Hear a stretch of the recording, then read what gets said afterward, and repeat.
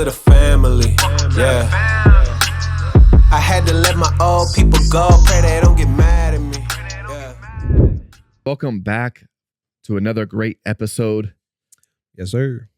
Man, I hope you've been really enjoying the content we've been putting out. It's important to us to kind of help people as we go along our journey. Mm-hmm. Our last episode, Byron talked about rest. And this episode, What you got? I don't know. I kind of want to talk about mediocrity. Interesting. I feel like so many people are just so content with who they are and they're not really going for anything at all. They're just content, which is fine. Be content with where you're at but also strive for more. So how would you define mediocrity? Because are you using it interchangeably with contentment, or would you say that there's a, difference? For sure there's a difference. Okay. Mediocrity, I would say, is someone who's not really pursuing anything.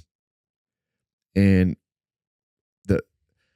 the best thing would be pursuing what God has placed you on this earth for, right? And that's what we can all strive to be doing. A lot of times we don't know how to do that because we don't know why God's placed us here. Mm-hmm. And the reason why we don't know why God's placed us here is because we haven't asked. That's where I was for a very long time. Was I knew that I was here for a reason. And so I was looking around trying to figure out what that reason was based off my past experiences, the traumas, the things all that I've been through, all of that, the education I've received, my interest, all of these things. And so I start pursuing these things, areas of my life, and still feel empty, even though I was pursuing something. At that point, I wouldn't say I was mediocre either. I was pursuing things. However, those things were not, I would say some of those things were not the reason why I've been placed here. Does that make sense? Yeah. So for those who are watching, listening, and even myself as I'm reflecting, and for somebody that has the question, am I living mediocre? What would you say to them for them to be able to identify, are they living mediocre or are they being content?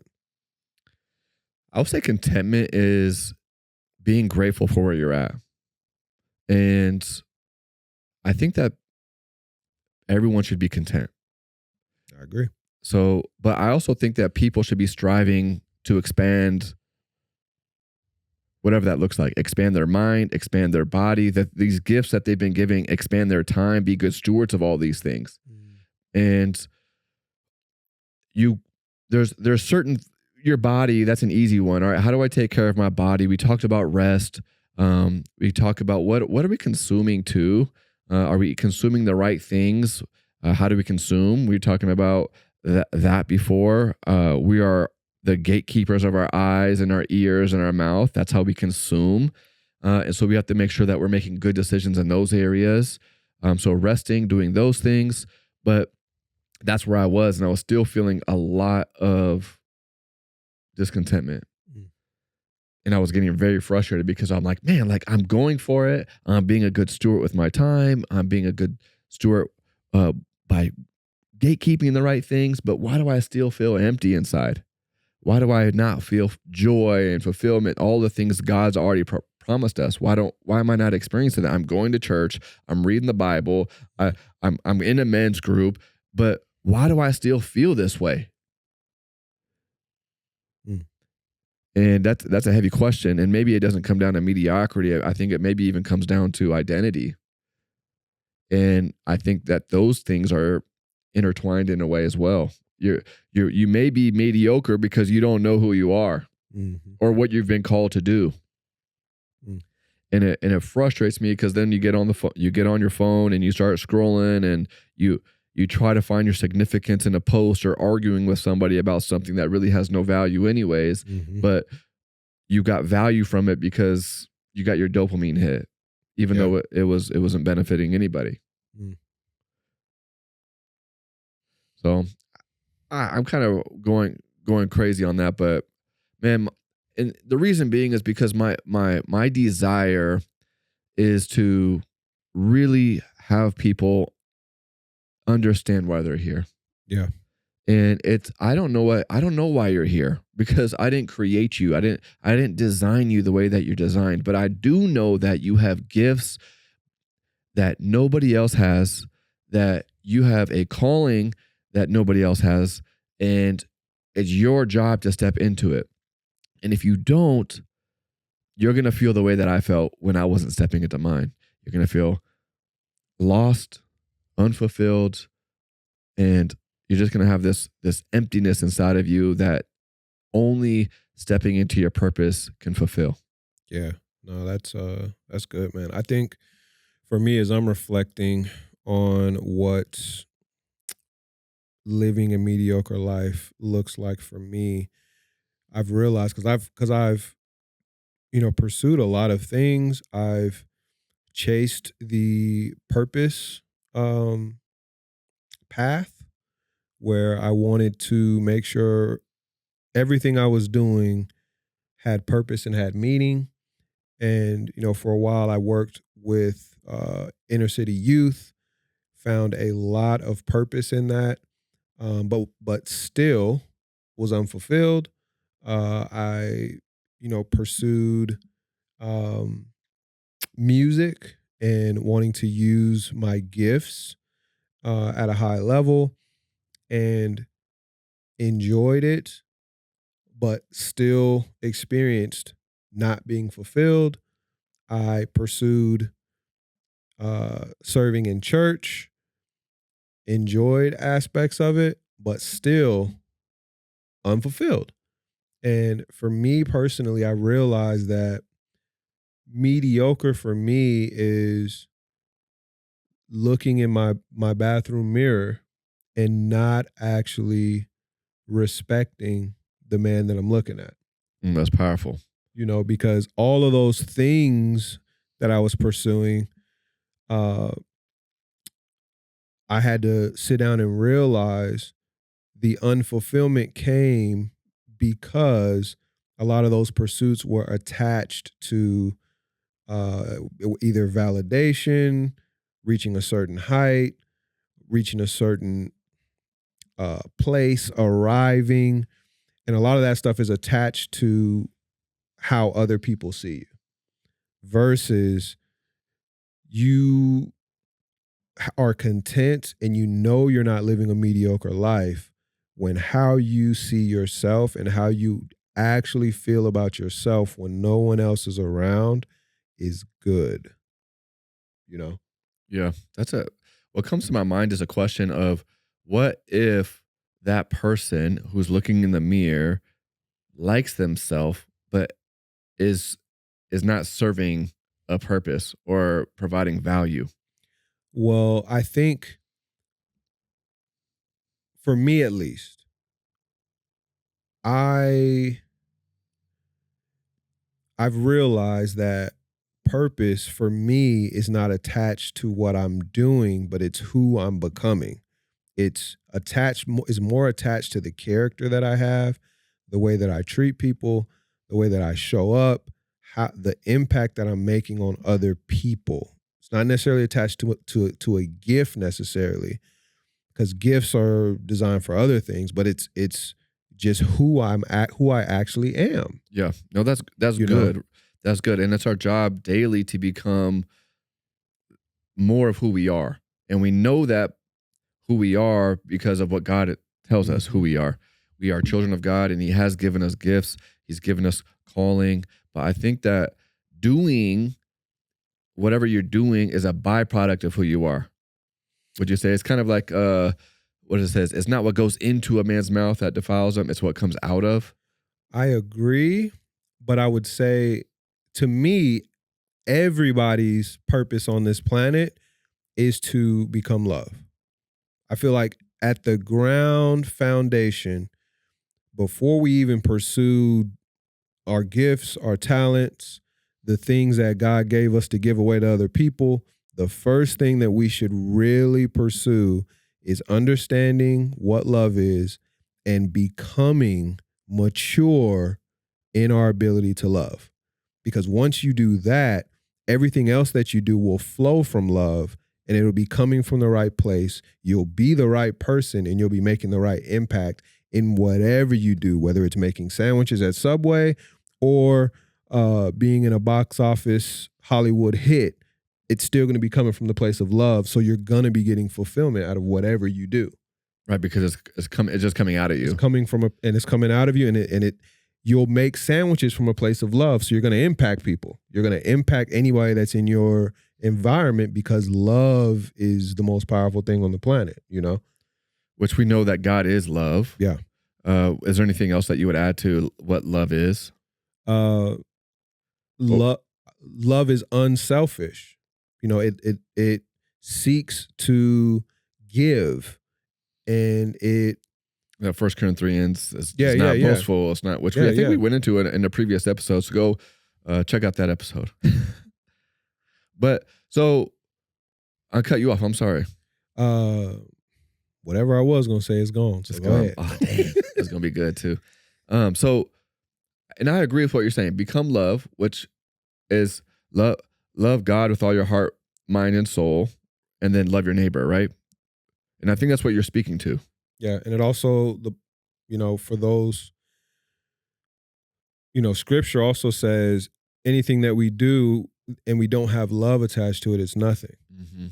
Anything, whether that's in church, outside of church, in your vocation, in your career, in your families, anything you do, if it's not coming from a place of mature love, you can chalk it up as a big old L. Because yeah. So anything that we say, run that through Scripture and stress test it. And the scripture that comes to my mind is, what is it? You say, I can understand I can speak in all the tongues and hear all the tongues, but if I don't have love, then I'm just like a noisy gong or something like that. 1 Corinthians 13. I'm probably butchering that. And so, yeah, just go to the actual source, 1 Corinthians 13.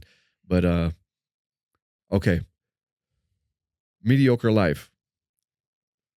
Said, if you're not coming from a place of love, so where does your vocation in love, like, how does that come together for you in mediocrity? Well, when you're doing everything for you, you're living a mediocre life. Got it. Because you weren't created you weren't created for yourself. Scripture says your life, my life is not my own. I was bought with a price. So I should be doing everything, for the glory of God, but also for the benefit of others. They go hand in hand. So in your vocation, in your career, in your everyday life, everything that you do should be coming from a place of wanting to benefit and serve other people. Yeah, that's where I would say they intersect and they cross paths. Yeah, no, that's great. I remember at a time in my life, I was really just questioning things. I understood that God was my source, my whole reason for being here. And I was just questioning God. All right, God, what is it that you want me to do? For those of you who don't know, I'm in real estate, and I help serve people with helping buying and selling properties. Mm-hmm. And I have rental properties and I flip properties. So it's all real estate related. And I was just asking God, I was like, God, do I need to stop doing this and just like go knock on doors and tell people about you? And because I was just like wrestling with this tension of like, am I doing the right thing with my life? Am I walking within my purpose and my gift and my calling and all that, just questioning. And I remember asking God that specific question. So just go knock on doors. And he's like, man, I don't care what you do. I don't care what you do. Just take me with you. Mm-hmm. And I was like, wow, that's powerful, because when you open up the Bible, you don't see the instructions like, all right, this is, you're going to produce music and you're going to go do real estate and you're going to go serve the sandwiches. Like, you just don't see that. Mm-hmm. And God gives us this free will to explore life for what it is. And with that becomes a lot of questioning.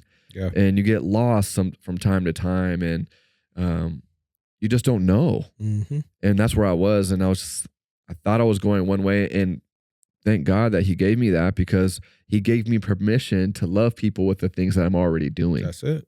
That's it. I mean, it's the difference between the realtor who's in it to close the deal and get the check versus the realtor who's in it to change people's lives by getting them into the best home that they can afford, and, you know, educating them on the process, and, you know, actually doing it to benefit the people versus just benefiting your pockets. Yeah, you know? to serve them, not push them into a property that I know that's not good for them, and there's a problem there. But I'm busy worried about feeding my family, that I push them into the property anyway, so that way I can get my check. And so yeah, and I thank God for putting me in that position where I don't have to rely on a commission check to feed my family. Yeah, because then it allows me to serve you better. Yeah, no, that's true. That's powerful. I love that. So mediocrity comes from what I'm hearing, not stepping into what God's called you to do. I think there's I'll say step one, okay, love, figure out what love is, so and then love other people that way. Mm-hmm. And when you can do that, you can look at yourself in the mirror and respect yourself and do whatever you're doing and whatever you decide to do with love to serve other people, to benefit other people's lives. Mm-hmm. Then that's it.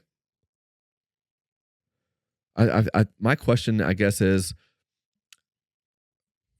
for you, you've done a lot of things. I think you've done a lot of amazing things. You've touched on 3 of them. Serving in the church, which is just an overflow, but serving youth in a leadership capacity and making music for the kingdom and expanding, because it's Christian. How would you classify your music? I don't, but God's with me. Yeah. I would just say, you know, God's with me. Yeah, it's a testimony of my life before and after Christ. No, I love that. So for someone who's looking to find what God's called them to do you have any like practical things that you've done to help give you direction on what to step into in a specific season? Yeah, I've stopped pursuing those answers, and I've just pursued becoming more Christ-like, and pursued becoming who the Bible actually says I am. And in that, on that journey, like, God tells you go left, go right. God tells you to stop. And sometimes you just make decisions and he's with you, and you learn and grow through those decisions. But I know I was the most confused when I was pursuing what is the answer. Yeah. You know, I have a question and I'm pursuing the answer like it's a test, like it's a multiple choice, and one's going to be wrong and one's going to be right. Pursuing this vocation is going to be wrong. Pursuing this versus pursuing that. Stepping away from working with youth, stepping into pursuing music. Stepping away from pursuing music at the capacity I was, stepping into, you know, doing corporate training, coaching, like trying to figure out, okay, what's the right answer? What's the wrong answer? When the right answer is to make the decision and take God with you. You know, the best thing you can do is make the right decision, obviously. Yeah. Hopefully you're consulting God before you make a decision, right? You say, hey, God, is this the direction that you want me to go? And you get confirmation, and then you step into it. But here's the thing. The best thing you can do is make the right decision. That's what we all would love to do. The second best decision is you can make the wrong decision and learn and grow from it. Yeah. The worst decision you can make is not making one at all. Yeah. When you realize that everything benefits you, it's all for your good. It's all for your good. That's powerful. But you saying not worrying about the future and what the answer is music to my ears, no pun intended, because you make music. Yeah. But check out his music if you haven't checked it out. But check out his music. It's fire. Anyways, back to but figuring out who you're called to be and not worrying about the finish line. Mm-hmm. I think that puts a lot of peace in my heart, because I am one of those people that is worried about the finish line and am I doing what the right thing and what God's called me to do. But God is also, I can go back to scripture, says, do not worry about yesterday because it's gone, and then do not worry about tomorrow because it's not promised. Yeah. And it allows me to be present now in making the right decisions with God and allowing God to bless it, and just doing things out of love so that way I can bless others. It gives me a lot of freedom to let that stuff go. Yeah. And just kind of operate with where I'm at. Because if I'm too worried about what the end destination is, I miss the journey. Mm-hmm. No, that's true. That is very true. That's powerful. So, yeah, no, thank you for that. Thank you for that. And a lot of times I've heard that too. God won't show you the end destination. Even I've been asking him a lot, like, show me the end. And so that way I can start working towards it and reverse engineer back. But God, I've heard people say God won't show you the end because you wouldn't believe it, or you wouldn't pursue it, or it's just over your head and your mind can't comprehend it. Yeah. So cool, man. No, I appreciate that. That's really brought peace to me in the striving and trying to figure it all out. And so that blessed me, and I hope that blesses some other people as well, because I can't be the only one who's like really trying to figure it out. Mm-hmm. Yeah, and a lot of this stuff, it's not, oh, I've figured it out and now I've mastered it. A lot of it is going to be daily application, and there's going to be temptation to revert back to what we know. That's the beautiful thing about the kingdom is, we have a helper, and we're empowered daily to make different decisions than we're used to making. Yeah. It's about the continual renewal of the way that we think and the decisions that we choose to make. And if you slip back up and make the wrong decision and you wake up the next day, you've got another opportunity, Yeah. I heard something this morning that says, if you're not facing any resistance in what you're doing, you're probably going the wrong way. Yeah. And that makes me think about, for whoever's listening to this, if you're facing opposition, you're probably going in the right direction. And if you're not facing opposition, you probably need to turn around and start feeling some opposition. And if you're questioning things of if you're going the right way or not, if you have resistance, that's probably your answer, that you probably are going the right way. Which is interesting, because yeah, if God is your helper, then there's probably someone who's not your helper, and he's probably trying to make things hard on you. Yeah. In whatever you're doing. Not just your work, but maybe your personal journey, maybe it's your relationship, maybe it's this or that. Like it's in all things. Yeah, no, that's true. Cool, man. No, I'm good, man. I ain't got nothing else. I have nothing else to add nor take away. Man, I really appreciate your time today and your insight, because it's blessed me, and I hope it's blessed you as well, the listener. Just want to thank you for jumping on another episode of the Freedom Fam. Yes, sir. And we'll catch you on the next one. Peace. Peace. Welcome to the family. Yeah. I had to let my old people go. Pray they don't get mad.